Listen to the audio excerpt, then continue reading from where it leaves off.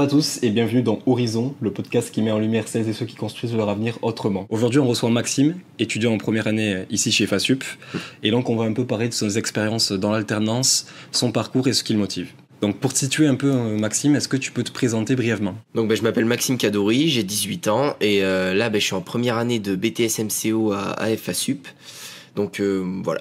Donc pour commencer un peu, Maxime, quand tu repenses à ton année de terminale, comment tu voyais ton avenir post-bac ? Alors mon avenir, honnêtement, je savais pas, j'ai eu plein d'idées, j'ai beaucoup hésité. Et justement, c'est le fait que je sois diversifié qui m'a fallu dans le commerce, dans le BTS MCO. Parce qu'on découvre plein de choses, on explore plein de milieux. Et justement, ça me permet de rendre mon avenir un petit peu plus précis. Enfin, au niveau de mon projet en tout cas. Parce que j'ai beaucoup hésité sur plein de métiers différents.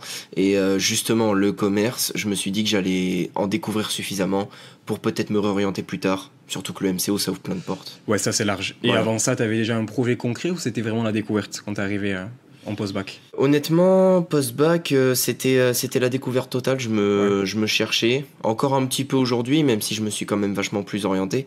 Mais en terminale, j'étais pas perdu. C'est juste que j'avais tout un florilège d'idées. Je savais pas vraiment où aller. C'était pas assez précis, ouais. Et du coup, comment t'as connu l'alternance ? Tu connaissais déjà l'alternance avant ça ou c'est un truc qu'on t'a amené ? Alors, c'est les profs qui nous ont expliqué ce que c'était en première. Déjà, ils nous orientaient vachement vers ce milieu-là parce que c'est un petit peu l'orientation de prédilection des STMG. Parce que j'étais en STMG, du coup. Je m'y suis intéressé. J'ai beaucoup hésité sur toutes les alternances, les BTS. Et j'ai choisi le MCO parce que c'est celui qui ouvrait le plus de portes et c'est ce qui m'intéressait. C'est quoi la plus grosse différence que tu as pu remarquer entre un cursus du coup où tu es post-bac dans une école et les cours que tu avais en STMG ? En STMG, je pense qu'il y a au moins 50% du programme qui ne sert à rien. Okay. Ce qui est bien, c'est qu'en MCO, j'ai vu des méthodes qui contrecarraient des méthodes horribles qu'on utilisait en STMG rien que pour des formules. Okay. On nous faisait faire les tableaux à la main, on nous faisait noter les données, les créer, les interpréter, pour les réécrire, recopier les tableaux, bref, un enfer. Alors que là, la plupart du temps, dans le monde de l'entreprise, les tableaux sont déjà faits.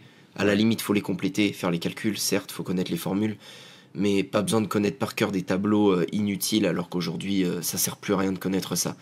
Et c'est mon principal reproche, justement, à la STMG. Globalement, ce que tu ressors de cette expérience, c'est que tu trouves beaucoup plus d'efficacité dans le programme en MCO que tu as pu avoir auparavant en STMG, du coup. Oui, c'est ça. Je sens que ce que j'étudie, c'est plus utile. Ok, super. Au niveau des formateurs, comment ça se passe ? Est-ce que tu peux un peu nous en parler ? Les matières aussi également, si tu veux faire un petit point dessus. Déjà, les formateurs, moi, ça se passe super bien. Et je préfère les formateurs qu'aux professeurs que j'avais avant parce que leur expérience font que j'ai plus cette envie de les écouter, parler, parce que quand ils nous font le cours, ils nous citent des exemples concrets dans leurs entreprises à eux. Et du coup, ça fait que on c'est ressent... plus imagé, en fait. Voilà, c'est ça. On ressent l'utilité et du coup, j'ai envie de l'apprendre. Et pour un étudiant là qui serait en terminale, tu pourrais lui donner quoi comme conseil pour franchir le cap et partir en alternance si c'est un souhait ? Parce qu'on sait qu'actuellement, on a beaucoup d'étudiants qui sont encore en période de flou parce que c'est pas hyper ils communiquent pas vachement sur le monde de l'alternance, donc souvent il y a un peu de réticence derrière. Qu'est-ce que tu conseillerais à un étudiant qui est encore dans cette situation ? Honnêtement, de pas nécessairement écouter ce que disent les professeurs. Ils sont de l'éducation nationale, ils vont donner des arguments en faveur des écoles publiques. Okay. Et justement, comme l'alternance a plus tendance à être dans le privé, les professeurs vont avoir tendance à diaboliser le privé. Et c'était ça à chaque cours, ça manquait pas. À chaque fois qu'on parlait d'orientation post-bac, on nous disait pas le privé parce que c'est que de l'arnaque. Résultat, je suis ici et je suis plus heureux que la plupart de mes amis qui sont dans le public aujourd'hui. Bon, mais top. Et c'est quoi le déclic pour pouvoir intégrer du coup une école privée ? Ça a été quoi le déclic pour toi si derrière tu avais autant de retours qui te disaient faut pas aller dans le privé ? En fait, je me suis plus dit, notamment lors de la période Parcoursup, je vais cocher le plus d'écoles possible et je vais faire le plus d'entretiens possible et je vais voir lesquels me plaisent le plus. Et en fait, moi, c'est l'entretien qui m'a convaincu. Ok. T'avais pu faire l'entretien avec qui ? Le premier entretien, c'était avec toi et Tracy. Oui, c'est vrai. Oui. Dans les premiers entretiens qu'on a pu passer ensemble, ouais. Exactement. On va passer sur la partie un peu alternance. J'aimerais que tu me parles un peu de ton entreprise, du coup. Où est-ce que tu travailles et quelles sont les missions que tu as amené à faire en entreprise ? Alors moi, je travaille dans une entreprise qui s'appelle la Compagnie des déboucheurs. Okay. Donc c'est une entreprise d'assainissement c'est juste du débouchage. Et moi, pour eux, ce que je fais, c'est que je m'occupe de prospecter pour des professionnels. D'accord. Tu fais du B2B ? Voilà, exactement. C'est le principal de mon travail. Beaucoup d'agences immobilières partenaires plombiers et d'autres confrères dans le manuel que je m'occupe de prospecter pour potentiellement faire de l'entraide. Ça se passe bien, t'en es content? L'assainissement, c'est pas la première chose auquel on pense en MCO. En général, on pense plus aux surfaces commerciales, ce genre de choses.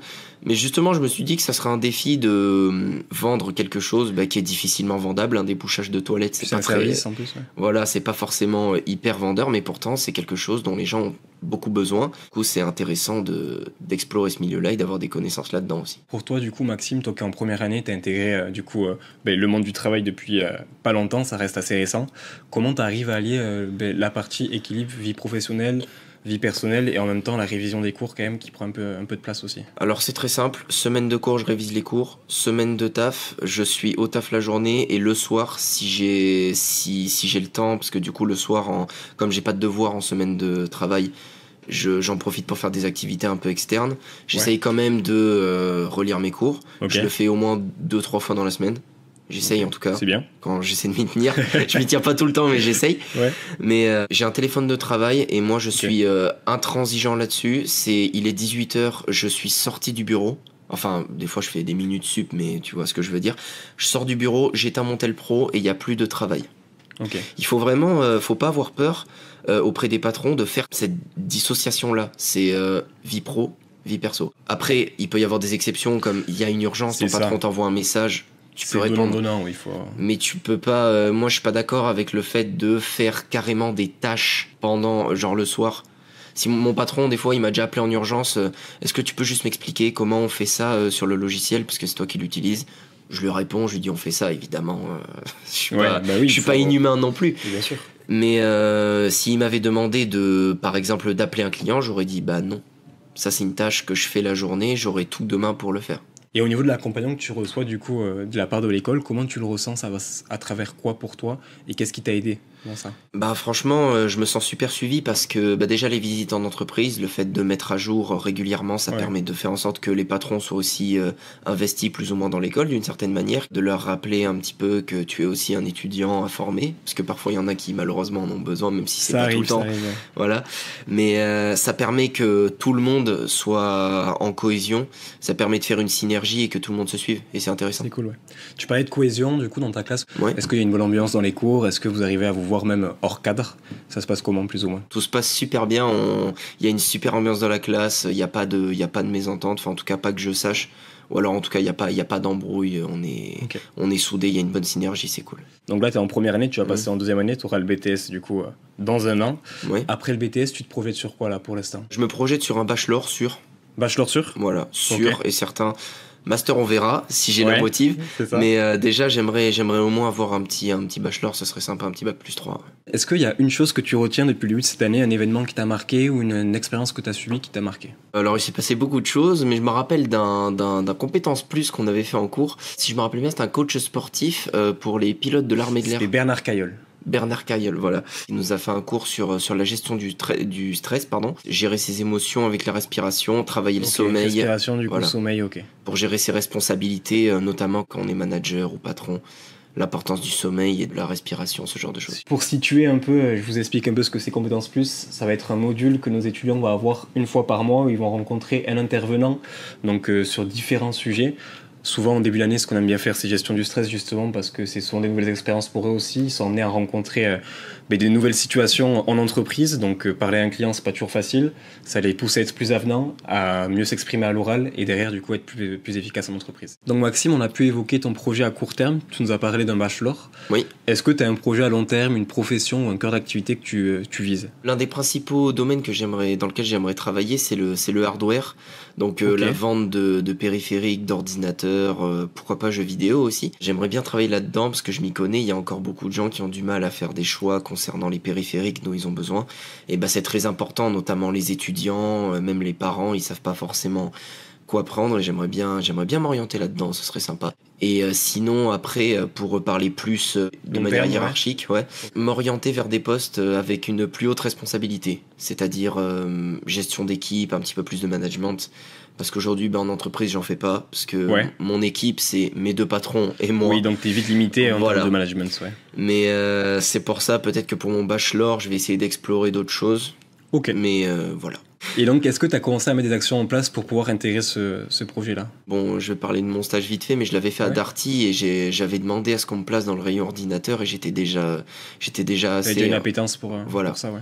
J'avais déjà ce petit truc là pour ce domaine. Et aujourd'hui, c'est vrai que j'ai pas encore mis vraiment beaucoup d'actions en place pour bosser là-dedans. Et c'est pour ça que je suis venu en MCO, parce que c'est justement, ça ouvre plein de portes, c'est général et c'est parfait. Donc Maxime, on a pu parler de compétences plus. Aujourd'hui, est-ce que tu as pu constater une évolution chez toi sur différents axes grâce à ce module? Les études que je faisais avant le BTS, c'est des études qui te brident vachement. Tu peux vachement moins faire de choses par toi-même, t'entreprends pas du tout. Et justement, ce BTS MCO et surtout ce côté compétences plus, accompagnement et liberté nous permet de nous exploiter nous-mêmes et du coup de laisser plus sortir certains traits de notre personnalité, certains traits créatifs notamment. Okay. Et ça augmente la confiance en soi, je pense. Ouais, tu vois une évolution? Oui. Parce que j'ai toujours eu confiance en moi, j'ai jamais eu de soucis là-dessus. Seul problème, c'est que je me sentais toujours obligé de me contenir parce que sinon je me faisais reprendre constamment. Et là, je sens que je peux vachement plus mettre en place de projets, que ce soit perso ou professionnel. On arrive à la fin de l'échange. J'espère que ça t'a plu, Maxime, et merci pour ta participation. Ben, merci à toi de m'avoir invité, c'était super, c'était cool. Puis on se reverra peut-être bientôt, j'ai de te dire. Ben, j'espère. Quant à nous, on se revoit bientôt. Si l'épisode vous a plu, n'hésitez pas à liker, vous abonner et suivre les prochains épisodes. À bientôt.